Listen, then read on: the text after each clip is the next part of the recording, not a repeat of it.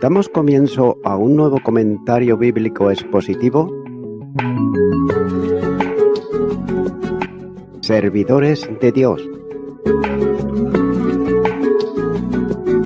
Quien te habla es Manuel Cornejo. En esta ocasión estaré compartiendo sobre el libro de Génesis, en Génesis capítulo 6, versículo 3, donde dice: Y dijo Jehová: No contenderá mi espíritu con el hombre para siempre, porque ciertamente él es carne, mas serán sus días 120 años. Tengas en cuenta que este versículo 3 del capítulo 6 de Génesis también está presentando aquí sus dificultades hermenéuticas, ya que la pregunta es, y note, ¿a qué se refiere el sustantivo espíritu en la frase ¿no contenderá mi espíritu para siempre con el hombre? Algunas versiones traducen espíritu con letra mayúscula. Y de ser así, la referencia será el Espíritu Santo en su ministerio de redarguidor. Por tanto, la idea sería que la obra de gracia común del Espíritu Santo tendrá un límite concreto. La segunda posibilidad sería entender que la referencia es al espíritu del hombre, con letra minúscula. La consecuencia sería, por tanto, que Dios quitaría el principio de vida, es decir, el espíritu del hombre, mediante el diluvio que vendría y traería muerte a la humanidad. Tengas en cuenta que esta posibilidad choca, sin embargo, con la expresión mi espíritu, ya que el pronombre posesivo mi no apoya la idea de que se refiera al hombre, sino a Dios. También debe de observarse que los 120 años, probablemente, tengan que ver con el tiempo dado a la humanidad después de la advertencia de Dios y antes del juicio que vendría.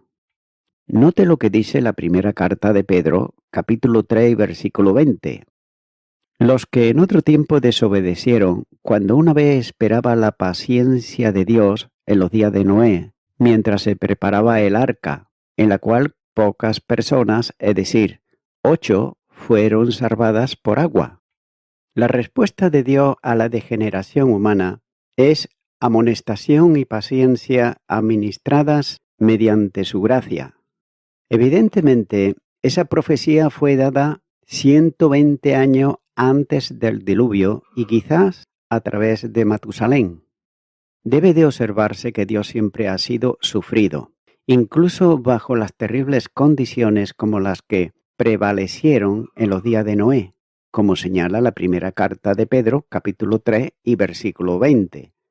Aunque todos lo habían rechazado, todavía concedió el Señor 120 años a la humanidad con miras a la posibilidad de que al menos alguien pudiera acudir al arrepentimiento, ya que el Señor no retarda su promesa, según algunos lo tienen por tardanza, sino que es paciente para con nosotros, no queriendo que ninguno perezca, sino que todos procedan al arrepentimiento. Segunda carta de Pedro, capítulo 3, versículo 9. Y ese era el tiempo más que suficiente para que, aun que fuesen niños, pudieran crecer en madurez y tener abundante oportunidad para aceptar o rechazar a Dios. También hay que reconocer que los 120 años podrían referirse al límite de la edad de la gente de aquel tiempo, que los seres humanos comenzaran a vivir menos años de los que habían vivido con anterioridad. También podría significar que la humanidad tendría un periodo de 120 años para arrepentirse antes de que comenzase el juicio del diluvio universal, siendo esta postura la que mejor se ajusta al concepto del pasaje, ya que Dios en su infinita misericordia da al hombre un periodo de 120 años para que deje su camino de maldad y se vuelva a él.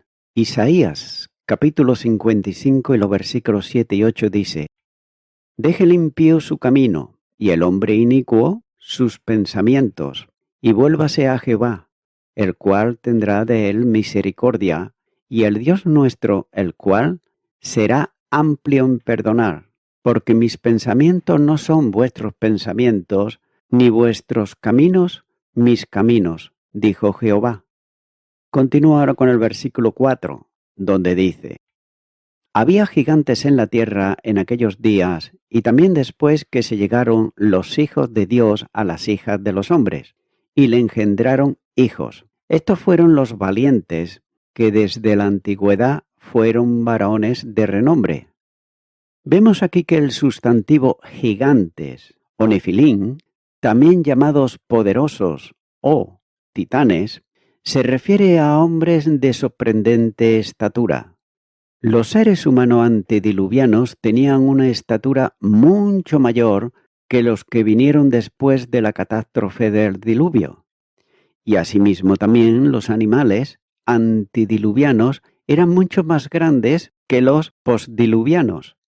Los paleontólogos han descubierto restos de animales que superan en tamaño a los animales modernos, incluyendo restos de cocodrilos gigantes y también de dinosaurios. También se han descubierto huellas de pies humanos que evidentemente proceden de seres de gran estatura. Es por eso que en Génesis capítulo 6 versículo 4 describe a los gigantes como los valientes desde la antigüedad, que fueron varones de renombre. Por otro lado, en realidad el sustantivo gigantes o nefilín procede del verbo nefal, que significa caer. El significado más ajustado al contexto será aquellos que han caído, refiriéndose a la naturaleza de sus pseudo progenitores, es decir, de los ángeles caídos. Ezequiel capítulo 32 y los versículos 20 al 28. También el vocablo nefidín pasó a significar gigantes y fue aplicado a los habitantes de Canaán cuando los israelitas entraron para explorar la tierra. El libro de Números, capítulo 3 y versículo 33, dice: También vimos allí gigantes, hijos de Anat, raza de gigantes, y éramos nosotros, a nuestro parecer, como langostas, y así le parecimos a ellos. Aquellos gigantes antediluvianos eran en realidad hijos de padres poseídos por demonios, ya que su estatura se debía probablemente a un cambio genético o a una mutación causada por aquella unión contra naturaleza. Note que el texto le llama valiente, es decir, héroes. Y también es el mismo vocablo usado para calificar a Nirot en Génesis capítulo 10, versículo 8 al 11. Y también además se le describe como varones de renombre en el versículo 4. Ese honor le fue dado evidentemente por hombres y no por Dios, ya que fueron nombres dados por hombres incrédulos, pero ellos mismos, a la postre, se convirtieron en seres intolerables delante de Dios y por tanto perecieron a causa del juicio del diluvio universal. Apocalipsis capítulo 20 versículo 13 nos dice: Y el mar entregó los muertos que había en él, y la muerte y el Hades entregaron los muertos que había en ellos, y fueron juzgados cada uno según sus obras. Debe de observarse que los hombres de renombre mencionados en este versículo 4, esos héroes podrían proporcionar la base histórica detrás de los relatos de los héroes semidivinos, tales como el mitológico Gilgamel, que representan tanto mito como historia. Como se suele alegar, quizás los antiguos transformaron la historia en mito. En resumen, antes del diluvio universal hubo un importante crecimiento demográfico en la tierra. Por otro lado, los hijos de Dios y las hijas de los hombres se unieron sexualmente, y al parecer los seres humanos que se unieron estaban poseídos por demonio, es decir, por ángeles caídos que anhelaban poseer un cuerpo. Y en esa condición tuvieron relaciones sexuales. Como resultado de ello surgió una generación de personas violentas, indiferentes totalmente a las cosas espirituales. Sin embargo, en el Nuevo Testamento, el mismo Señor Jesús nos dice en Mateo, capítulo 24, los versículos 37 al 39, «Mas como en los días de Noé, así será la venida del Hijo del Hombre, porque como en los días antes del diluvio, estaban comiendo y bebiendo, casándose y dando en casamiento, hasta el día que Noé entró en el arca, y no entendieron hasta que vino el diluvio y se los llevó a todos. Así será también la venida del Hijo del Hombre». Nótese que esto eran desafiantes delante de Dios, pero el Señor, sin embargo, le dio 120 años para que se arrepintiesen, pero ellos no lo hicieron, y Dios los juzgó mediante un diluvio universal que lo destruyó a todos, con la excepción naturalmente de Noé y su familia. Continúo ahora con el versículo 5, donde dice, «Y vio Jehová que la maldad de los hombres era mucha en la tierra, y que todo designio de los pensamientos del corazón de ellos era de continuo solamente el mal».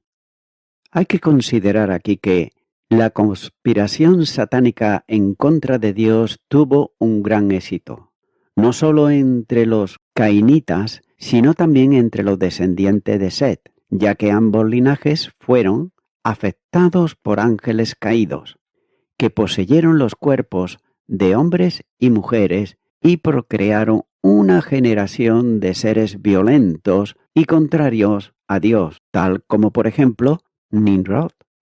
Note que el texto dice que la maldad de los hombres era mucha en la tierra.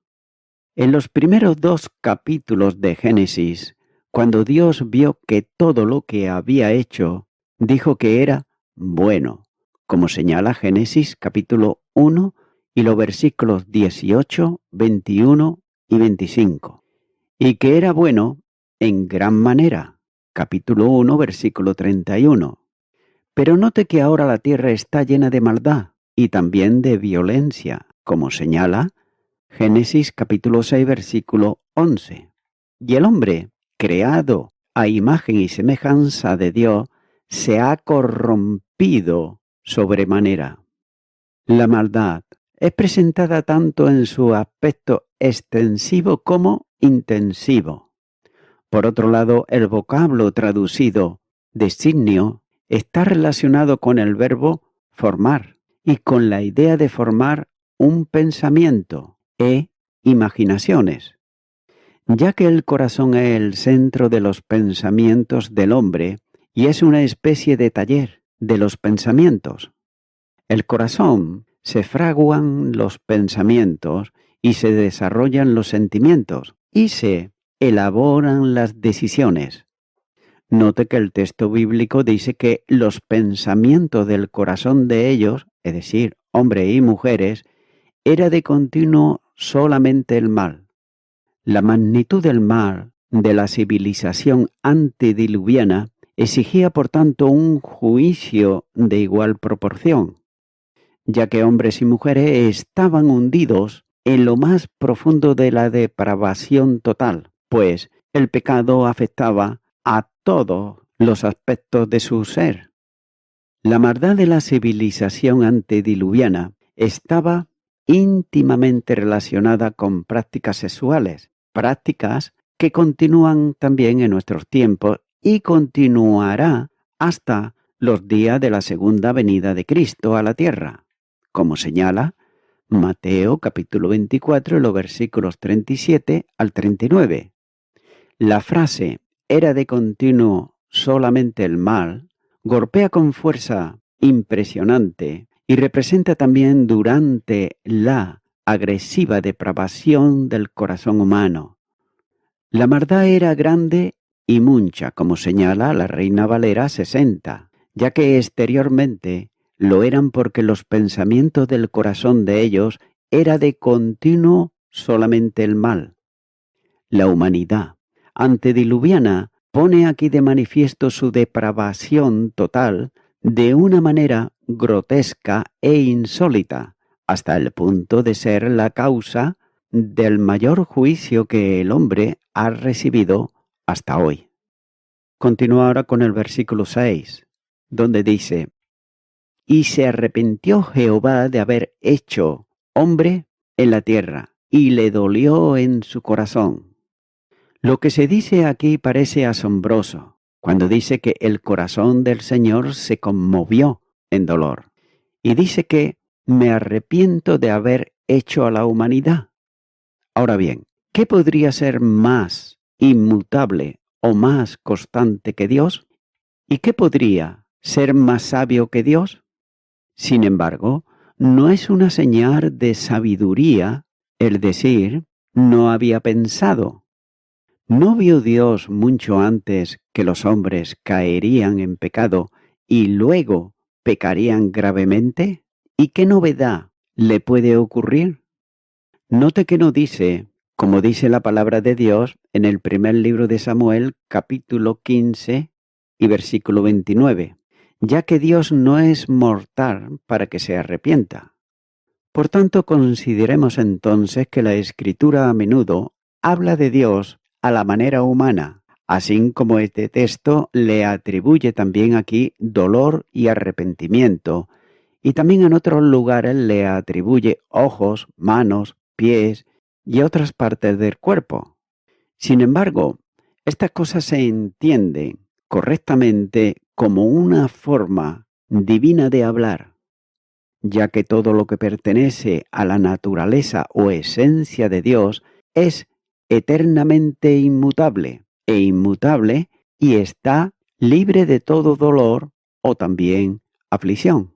Además, por su naturaleza, Dios es el intelecto más sabio, y cuando una vez decide algo, persiste siempre y para siempre, y nunca se suaviza con el arrepentimiento, como lo llama Samuel.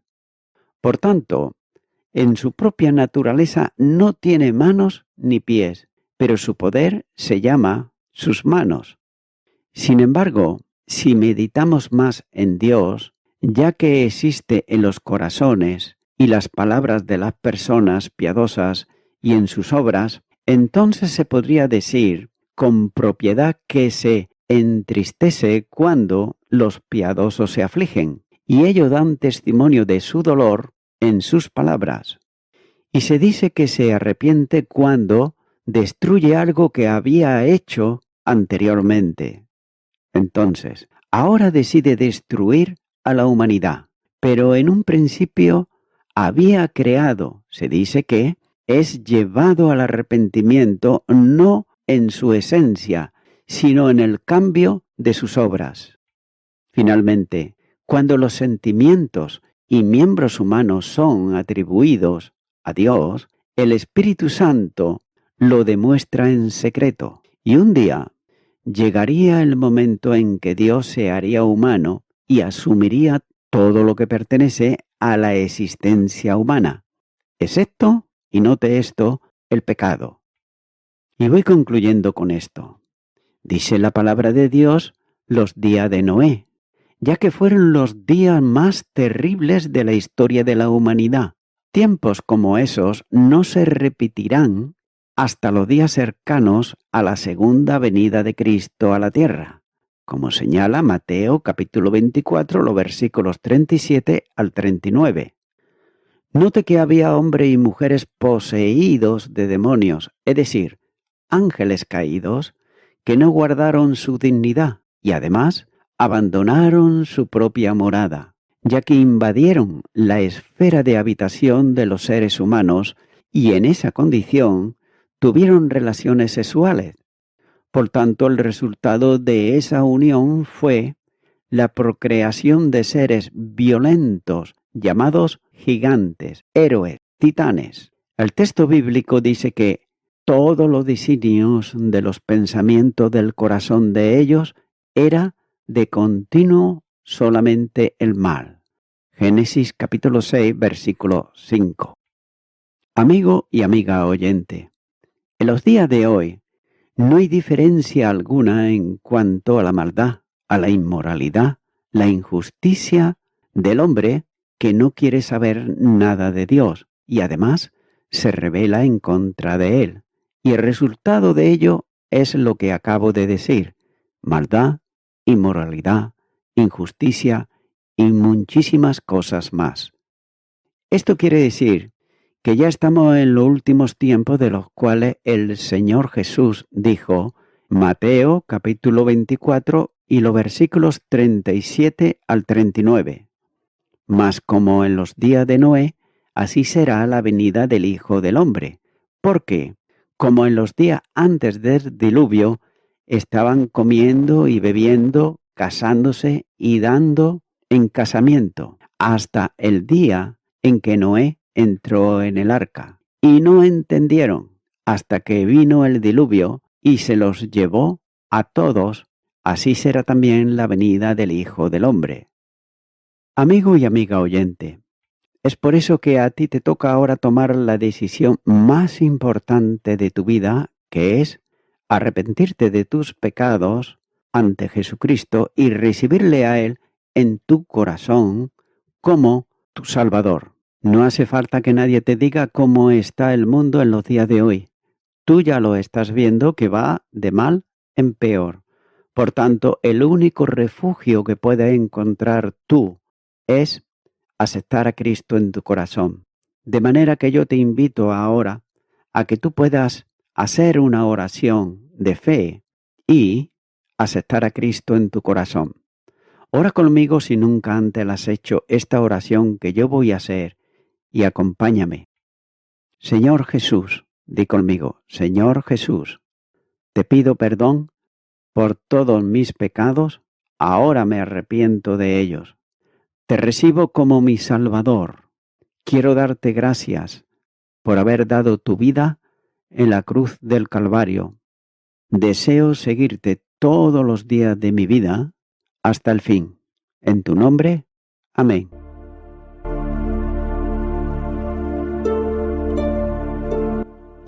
Amigo y amiga oyente, si tú has hecho esta oración de corazón, te recomiendo que comiences a orar a Dios, en primer lugar, en el nombre del Señor Jesucristo. Orar a Dios no es rezar, sino que es hablar con una persona. También te recomiendo que leas la palabra de Dios y lo hagas a diario. Comienza, por ejemplo, con el Nuevo Testamento. Y también, por último, te recomiendo que para que puedas crecer espiritualmente, te congregues en una iglesia cristiano-evangélica, donde se predique, se enseñe y se practique la sana doctrina y la palabra de Dios. Congrégate ahí y con el tiempo podrás crecer espiritualmente y también servir al Señor Jesucristo. Que Dios te bendiga. Y a toda la audiencia, nuevamente ya me estoy despidiendo de todos ustedes y será hasta el próximo programa. Que Dios os bendiga a todos.